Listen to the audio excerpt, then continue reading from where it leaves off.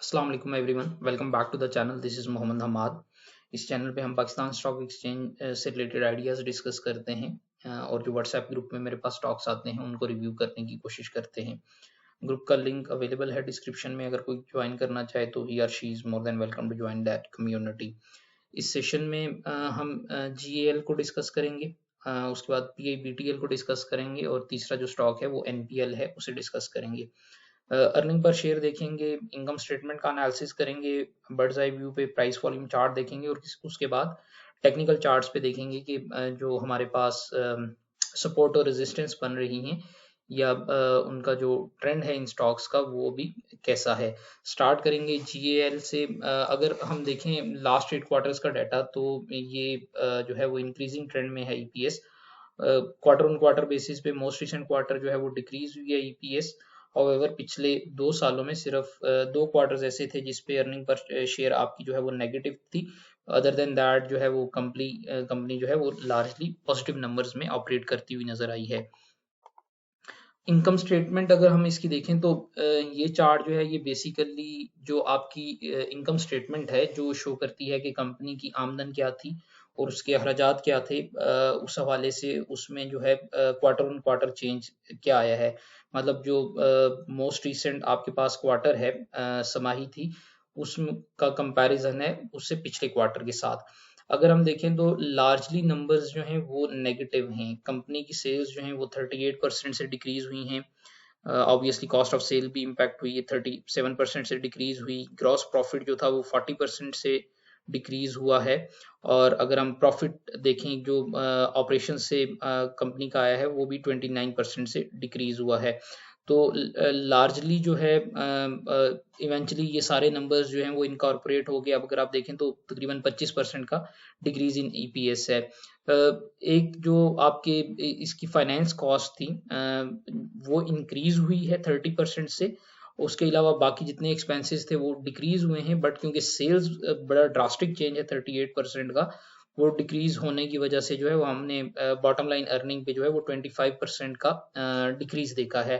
That will eventually B reflecting on the price. अगर हम इसका बर्ड्स आई व्यू पे प्राइस वॉल्यूम चार्ट देखें तो आपने देखा कि यहाँ से प्राइसेस जो हैं वो मूव करती हुई अप ट्रेंड में आई और यहाँ पे जाके जो है नवंबर पे आपका एक जो है वो डेथ क्रॉस लगा एंड देन प्राइसेस जो हैं वो किसी भी टाइम पे इस वैल्यू से ऊपर पुश नहीं कर सकी। So this is the basically the trend.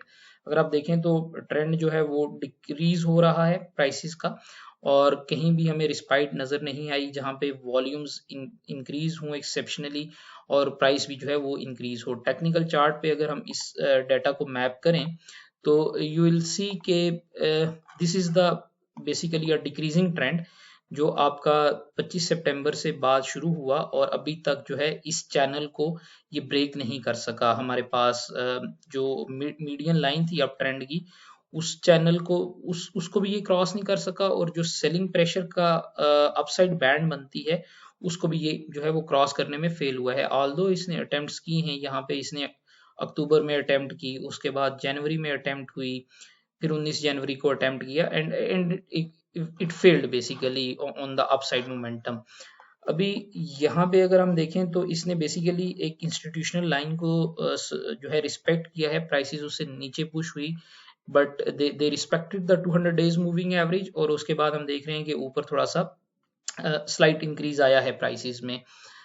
Now the situation is के if GAL keeps sustaining above 520.90, अगर 520.90 से ऊपर ये मेंटेन रखता है और वॉल्यूम्स इसमें इंक्रीज होते हैं तो हम देखेंगे कि फिर ये आपका जो है वो 538.17 की रेजिस्टेंस लेवल, जिसे some people call it target price, वहां जा सकता है। उसके बाद 547.18 पे और 555.44 पे जा सकता है।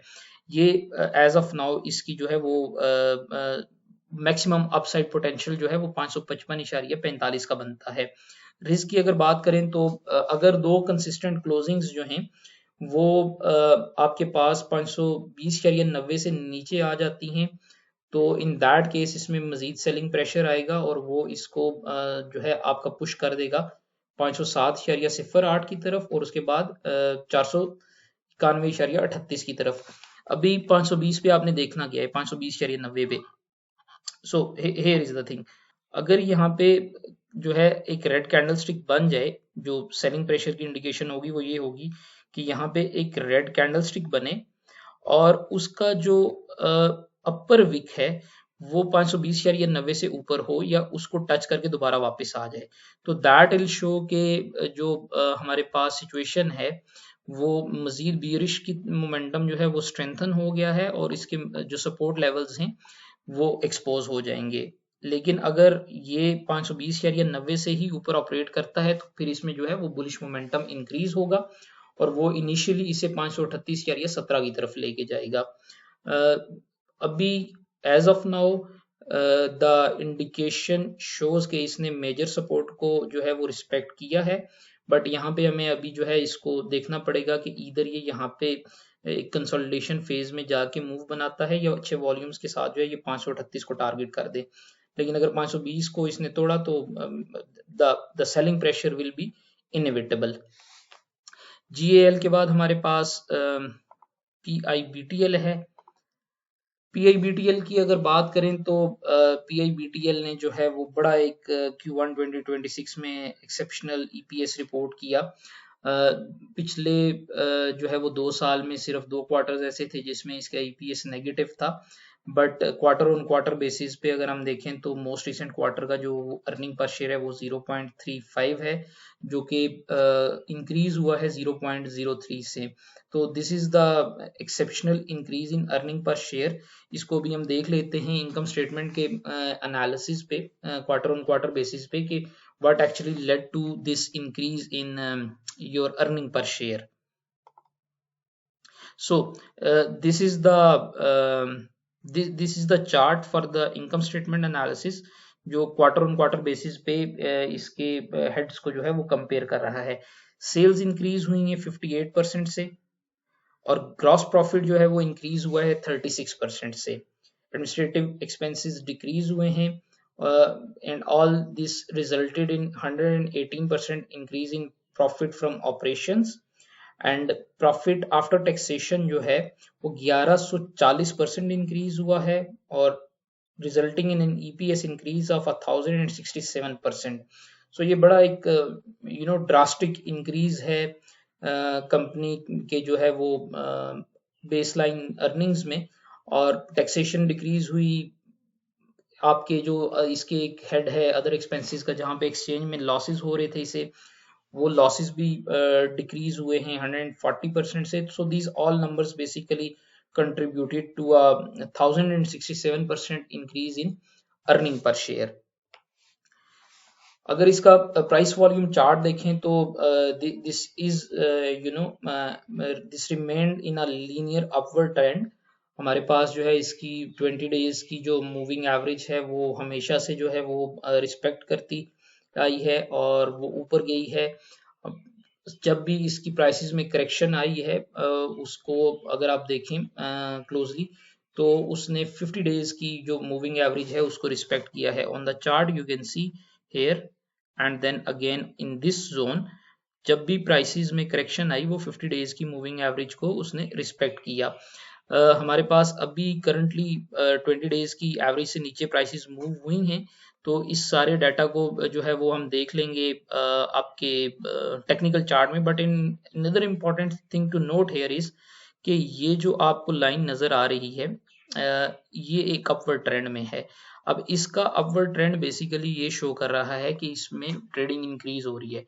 ये 100 डेज की एवरेज मार्केट वॉल्यूम है PIBTL के, and there is a increase in this one, so that basically increase the tradability of a script के जहाँ पे आपके अगर एवरेज वॉल्यूम्स इंक्रीज हो रहे हों तो इसका मतलब है कि it's easier to buy and sell that stock.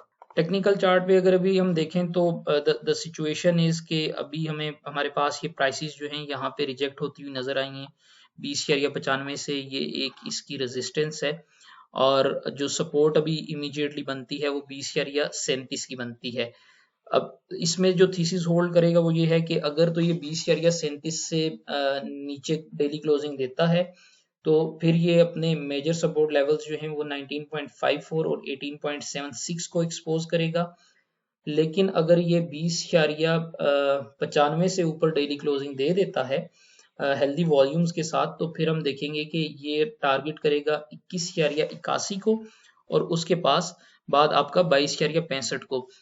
As of now ये बुलिश अलाइंड है, बट इन केस ये 20.95 से जो है वो ऊपर नहीं जा सकता और 20.37 से नीचे क्लोजिंग देता है, तो इन दैट केस इसके सपोर्ट लेवल्स एक्सपोज होंगे और हम जो है वो रिस्क मैनेज करने की जरूरत पड़ेगी। In a nutshell this is a good script given the situation कि ये 20.37 से ऊपर ऑपरेट करता रहे, this will remain bullish aligned. PIBTL के बाद हमारे पास NPL है। NPL को अगर हम देखें तो इसका जो क्वार्टर ऑन क्वार्टर बेसिस पे EPS है दैट हैज डिक्रीज्ड।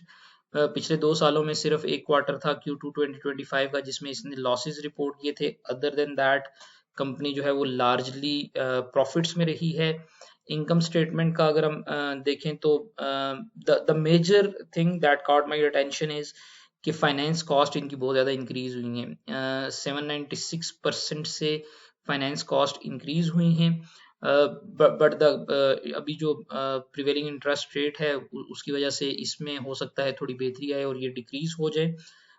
लार्जली अगर हम देखें तो इसमें इसका ग्रॉस प्रॉफिट जो है वो 3% से इंक्रीज हुआ है, resulting in increase in profit from operations. But क्योंकि फाइनेंस कॉस्ट बहुत इंक्रीज हुई है उसकी वजह से बॉटम लाइन EPS जो है वो आपकी -57% डिक्रीज रिपोर्ट किया है क्वार्टर ऑन क्वार्टर बेसिस पे। बर्ड्स आई व्यू पे अगर हम इसका चार्ट देखें आपका प्राइस वॉल्यूम का, तो this is a trending stock obviously for the very reason जो ऑटो सेक्टर में हमारे पास चेंजेस आ रही हैं उसकी वजह से निषाद के शेयर्स जो हैं वो उन्होंने बड़ा अच्छा एक मूवमेंट बनाई है।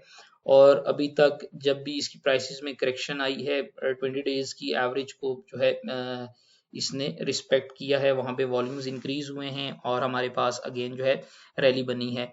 अगेन लाइक PIBTL इसका भी अगर आप वॉल्यूम का ट्रेंड देखें तो वो इंक्रीज हो रहा है। पहले इसके वॉल्यूम्स को इतने खासे नहीं आते थे बट एक exceptional increase in the volumes है यहाँ पे अगर आप देखें दिसंबर के बाद या मिड दिसंबर पे, तो बड़े अच्छे वॉल्यूम्स आए। अभी प्राइस डिक्रीज हुई है, थोड़ी सी वॉल्यूम्स भी डिक्रीज हुए हैं, तो उसको हम देखेंगे इंशाल्लाह टेक्निकल चार्ट पे कि how the support and resistance looks like.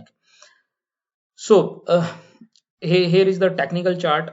अभी अगर हम देखें तो हमारे पास जो है इसकी प्राइसेस डिक्रीज हुई हैं गिवन द वेरी सिचुएशन कि यहाँ पे हमारे एक रेजिस्टेंस बनती है 98.62 पे।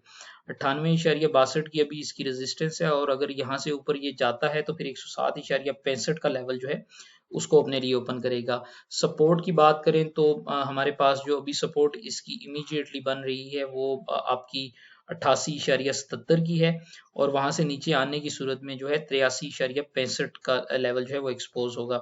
83.65 जो है ये एक बड़ा इंटरेस्ट होगा, इसका बाइंग इंटरेस्ट है यहाँ पे और यहाँ तक जो है ये सेफ है, लेकिन अगर इससे नीचे क्लोजिंग देगा तो फिर इसमें सेलिंग प्रेशर आ सकता है।